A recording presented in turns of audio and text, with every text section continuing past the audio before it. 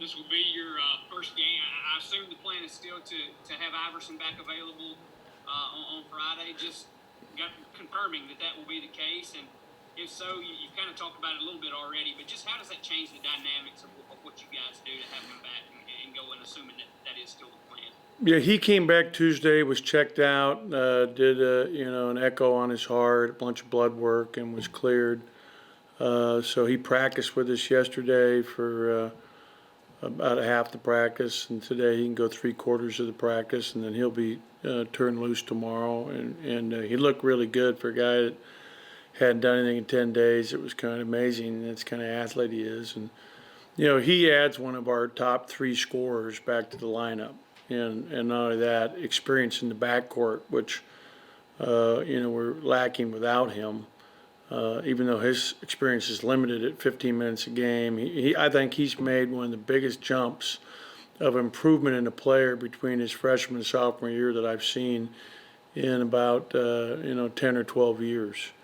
I think he's going to really be good for us this year, and he's going to have a great year. And we obviously missed him tremendously those first 3 games. Go ahead and go to Paul, and then we'll get it over to John Sokoloff. Paul, go ahead. Coach, along those lines, are there any limitations with Iverson, or do you just throw him back in the mix and as a 25, 30-minute ball player, or you ease him in, or how do you plan to handle that? Yeah, he'll play, like you said, 25 or 30 minutes.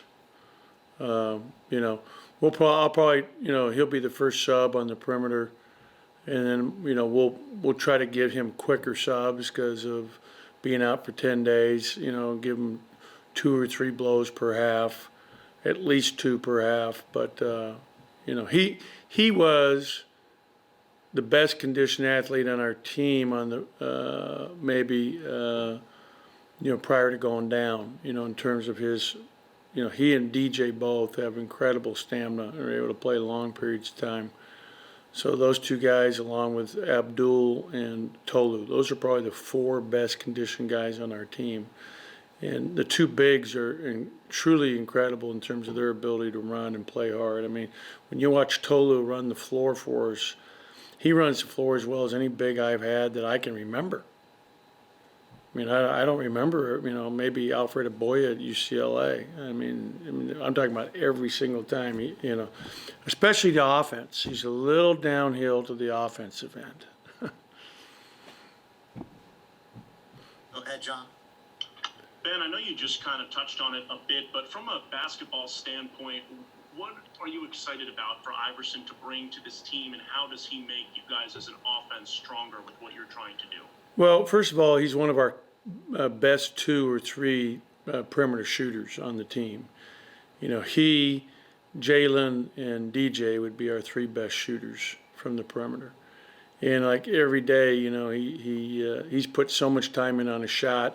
A year ago, he really had his left thumb involved, which is amazing how many kids today grow up and they're shooting the ball before they're ready to shoot a jumper, and so they're using 2 hands in 7th and 8th grade, and they really have a hard time losing those bad habits. And he played the whole year last year with it, and he really dedicated this summer, and his uncle really helped him when he went out to San Diego for a month. They got him the special glove they ordered online that we have since got that doesn't allow any involvement of your thumb. That really helped him. So his shooting, number one, is one of the best on the team, but his ability to score. I mean, he can score at all 3 levels. He's great attacking the basket. He's great on the pull-ups, off the dribble, creating and then jumping back. He has a 46-inch vertical, running vertical. And he's really good at the line. He gets fouled a lot. So there's no question he's going to be one of our, top 3 leading scorers when the dust clears at the end of the year. And the last one from me, what were your thoughts on the Russell Westbrook news from yesterday? How do you think he's going to fit? Well, I think it's a good thing for Russell because he's going to a coach that's familiar with him. They were together at Oklahoma City for the beginning of his career and really had a good connection there. And so I think it's a great thing for Russell. I'm really happy for him, and I think that it'll be a a big boost to the Washington's, opportunity to get in the playoffs this year. And he's playing with another great guard, a shooter who can really shoot, and so he'll create a lot of opportunity for Bradley Beal to catch and shoot, which he's one of the best, if not the best, in the whole league. We'll go up to Lexington and check in with Jerry Tipton. Jerry, go ahead. Hi, Jerry. Yeah, hi, Ben. Yeah, I wondered, as you probably know, Kentucky's off to a 1-2 start. And I'm wondering if that puts an added burden on the rest of the league to grab people's attention if the marquee program is not, up there. Well, you know what? I mean, I think it's such a tough year. First of all, playing against Richmond is an incredibly difficult thing. I mean, Coach Mooney played for Pete Carrill, has a lot of his philosophy tied in. They're an older team. I think they had 4 guys that are graduate transfers. I've coached against him before. He's a really good coach, and that's a very good program. And to be playing them at home without your home crowd, without your home court advantage, essentially, makes it much more difficult, especially for a young team this time in the year when you're learning so much. And then the Kansas game could have gone either way. I mean, that thing was, and they're 1-2, but let me tell you something. Kentucky's really good. I watched a good part of that Kansas-Kentucky game, and they're still the program in our league, and I'm not worried about Kentucky dropping off the face of the earth, that's for sure. And as a follow, 1-2 at a place where, the standard is sky high. I looked it up, and a couple of your years at UCLA were not, off to a real fast start. And I'm wondering that dynamic of a slow start at an elite top-level program, how that impacts players, coaches, anybody. I just think, at a place like Kentucky, the fans are so spoiled with winning. It's the winningest program ever, and John has incredibly spoiled them with all the winning that they've done during his tenure. That this is just something that I think is a blip. I mean, they're going to be one of the best teams in our league this year, without question. They've got major talent. Boston is really special. Obviously, the transfer from Wake Forest, Sarr, is, arguably the most, dynamic big in our league this year. So, 1-2. When you play a tough schedule the way they play, you open yourself up for that type of, potential, especially with a young team that's changed over a lot. And they had a couple guys leave early. I mean, like, Hagan should have came back. Where is he now? I mean, what's he going to end up doing? There is no G League. And same thing with the big kid from Georgia. What was the lefty's name? I thought that was a terrible mistake. What's his name? They're really, really dumb. I mean, whoever encouraged him to leave early this year should have their head examined, because it's just, there is no G League. There's nowhere for those guys to play. They're not playing in the NBA. So how does it help them? That's a great article. There weren't any UCLA fans that got on you or the players? Of course, but you just did.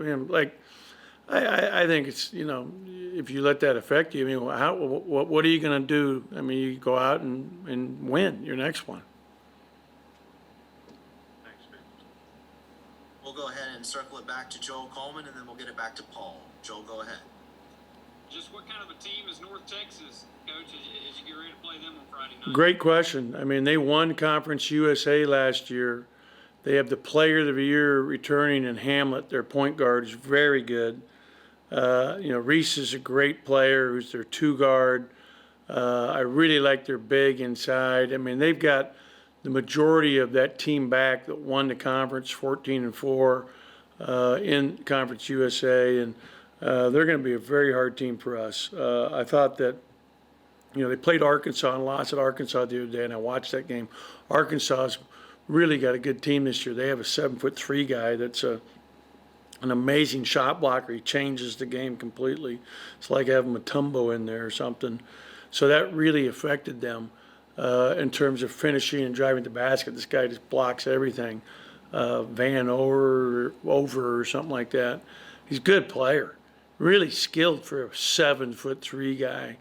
But in any event, they're going to be a tough game for us, and they're very well coached. This guy does a great job with his team. They're very patient offensively, so it's a grinded out affair. They average 52 shots per game on the season last year. They play very good defense, really good half-court man-to-man. They'll switch ball screens 1 through 5. They try to ice the side ball screens. They're physical, they're strong, they're quick. We've got our hands full, and, it's a very difficult opponent. Go ahead, Paul. Coach, after you got to watch the film from the Texas State game, what things did you see that encouraged you that are getting better, and what areas do you think are still a big emphasis for this team? Well, I thought we got better in the last game defensively. And I thought especially in the second half, our defense really tightened up and did a great job, and that's why we won the game. And good defensive teams, you get offense out of your defense, and we started to get that. I thought DJ Stewart really played well in the last game, Paul. I mean, obviously 5 for 6 from 3, and, he's very capable of doing that on a regular basis. He did so many good things, and he was having to play on the ball a lot. And I'm really excited having Iverson back. Is just going to loosen him up to be even more aggressive offensively, meaning DJ Stewart, getting him out in transition, get him attacking the rim and the open floor. DJ and Iverson are going to be 2 of our 3 leading scorers this year, and they play well off of each other. We'll get it over to Hunter Cloud. Hunter, why don't you go ahead, and then we'll wrap it up with John. I know y'all are only 2 games into the season, but how do you feel the COVID protocols have gone so far? They've been pretty smooth. Yeah, and I think everybody's dealing with it. You have 2 teams in our league that haven't even played a game yet. Ole Miss and Tennessee haven't even played a game. Ideally, we wouldn't want to play our first 2 games against Clemson and Liberty, really good teams, without Iverson Molinar. And I guess I could have said, hey, we can't come because of COVID, but that wouldn't be fair to our opponent. So, we did what was right. And it's going to be tough this year. This virus is getting worse right now with everybody having to stay indoors. It's really scary. So, as I cough, we've got to be really careful. I mean, we went to the tournament down in Florida. And so as of, what day was it? Sunday, we'd been tested like 6 times in 9 days. So, we're getting tested a lot, and now all the students are gone except for our team. So it's, almost like a bubble in that, only people the guys see are each other now. And that's kind of the best situation because we're all getting tested every day, and it's our own little family, and yet we're still safe distancing. We were in our locker room for the game for the first time since last March. There's a lot of protocols that have been put into place, and I just want to encourage our fans when they're in the bowl to wear their masks, to be good neighbors to each other and to the players on the floor who are playing without their masks. We'll wrap it up with John. Go ahead, John. And what do you kind of want to see from Abdul this year? I mean, how do you kind of want to see his game evolve, and how pleased have you been with his progress? Well, I think that he's had foul trouble in 2 of our first 3 games. That's really been a problem for us. Against Clemson, it really hurt us because he was one of the 2 guys that have experience. And now you throw him out of the mix, and we're playing with 1 guy with any game experience at Mississippi State. So that really hurt us. I thought in the second game against Liberty, he had 14 points. I thought he did a really nice job and played very well in that game. He is the anchor of our defense. College basketball, pro basketball, there's so many ball screen actions, so many people. He does such a good job. He's the best ball screen defender I've ever coached. That's saying something because I had some good ones at UCLA. He's a shot blocker, and I think he's become more aggressive offensively. And we want to continue to do that. We want him to continue to evolve to run more stuff for him and get him shots close to the goal where he can go up and shoot it. I think when he catches the ball and tries to dribble more than 1 dribble, then he gets into problems because people are collapsing on him quickly.